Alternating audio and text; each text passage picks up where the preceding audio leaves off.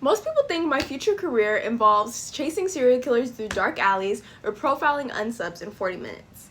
In reality, I want to spend my life answering the one question the law can't always solve: why? In order for you to get to know me better, I'd like to share how my past and current studies and my hobbies are shaping my journey toward a career in forensic psychology. To begin, I'd like to tell you about my schooling. I'm currently a senior in high school doing dual enrollment. The first dual enrollment class I ever took was an abnormal psychology class, but that is not where my passion started. Back in 7th grade, I was doing online school due to the COVID-19 pandemic. This was a time where I didn't have many ways to entertain myself.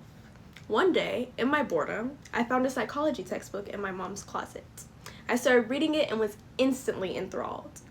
That was how my love began, and I've been nurturing it ever since. Next, I'd like to talk about my hobbies.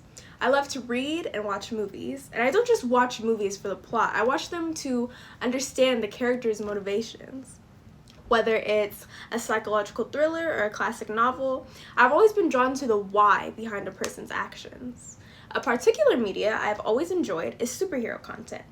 Daredevil is one of my favorite superheroes, and while most superheroes see the world in black and white, Daredevil lives in the gray areas of the courtroom and the streets and struggles with his own morality very often.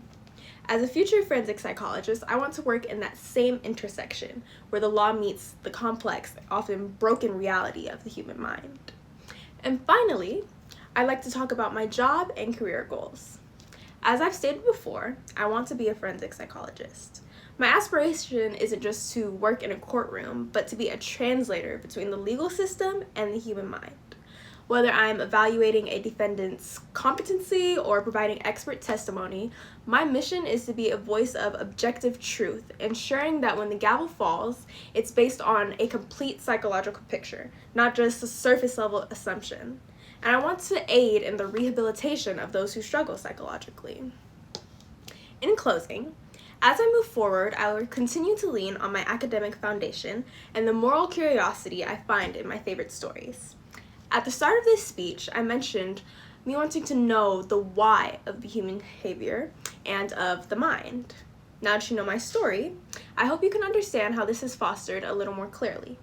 I may not wear a mask or fight crime in Hell's Kitchen, but I am dedicated to a future where justice and psychology finally speak the same language. Thank you.